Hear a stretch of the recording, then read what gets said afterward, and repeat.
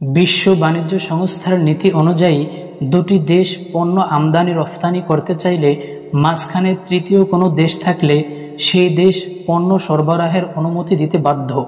এতদসত্ত্বেও ভারত বাংলাদেশকে এই সুবিধা দিচ্ছে না। অন্যদিকে বিশ্ব বাণিজ্য সংস্থার আইন অনুযায়ী কোনো দেশ অন্য একটি দেশের মধ্য দিয়ে আবার নিজ দেশে পরিবহন প্রবেশ করাতে চাইলে মধ্যবর্তী দেশ এই সুবিধা দিতে বাধ্য নয়।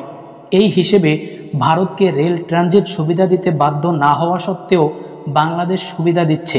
বিনিময়ে বাংলাদেশ পেয়েছে যৎ সামান্য সুবিধা।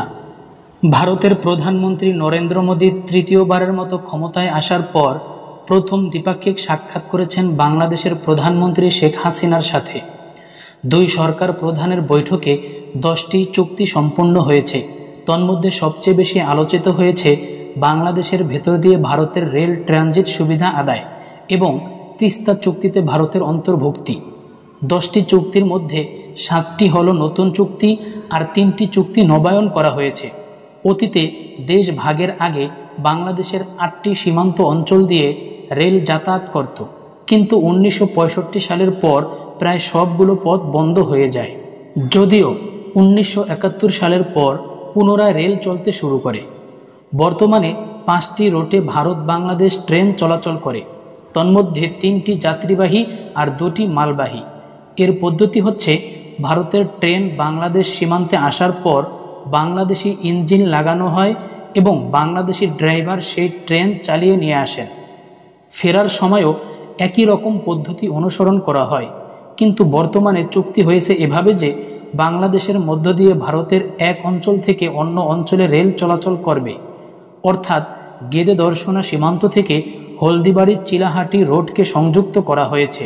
ফলে ভারত ব্যাপক লাভবান হবে, বাংলাদেশের কোনোই লাভ হবে না। বরং অনেক বিশ্লেষক মনে করেন এই রেল ট্রানজিট বাংলাদেশের জন্য ভবিষ্যতে হুমকিও হয়ে দাঁড়াতে পারে। এছাড়াও রাজশাহী থেকে কলকাতা রেল চলাচলের চুক্তি সম্পন্ন হয়েছে। তিস্তা চুক্তি নিয়ে বাংলাদেশ ও ভারতের মধ্যে বহু আগে থেকেই সংকট চলছে। প্রধানমন্ত্রীর ভারত সফরের সময় বাংলাদেশিদের আগ্রহের কেন্দ্রবিন্দু ছিল তিস্তা প্রকল্প। সম্প্রতি জানা গেছে ভারত তিস্তা প্রকল্পে অন্তর্ভুক্ত হবে, কিন্তু এটা জানা যায়নি যে বাংলাদেশের দাবি মেনে অন্তর্ভুক্ত হবে নাকি ভারত নিজের স্বার্থ হাসিলের জন্যই অন্তর্ভুক্ত হবে। 2011 সালে তিস্তা চুক্তি হওয়ার কথা থাকলেও আজ পর্যন্ত তা বাস্তবায়ন করা যায়নি। বর্তমানে ভারতের সাথে বাংলাদেশের ট্রান্সশিপমেন্ট চুক্তি রয়েছে।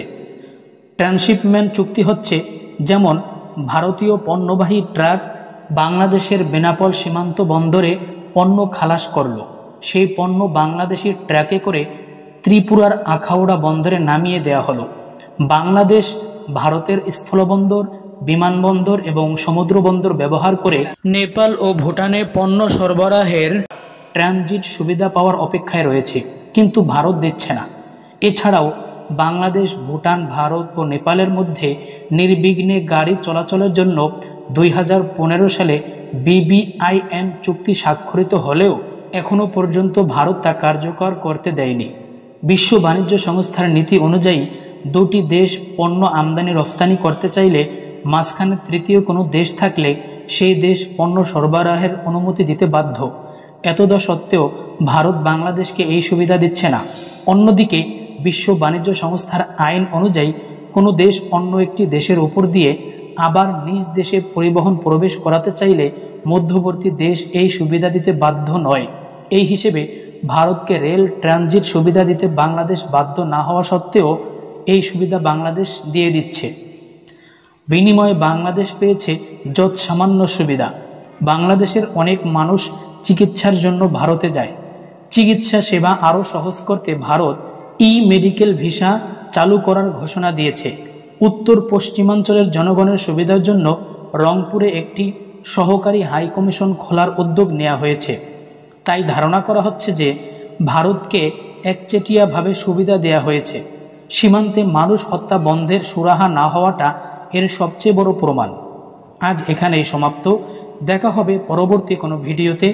আমাদের ভিডিও নিয়মিত পেতে সাবস্ক্রাইব করুন, লাইক দিয়ে কমেন্টে জানিয়ে দিন আপনারা আমাদের থেকে কোন ধরনের ভিডিও দেখতে চান।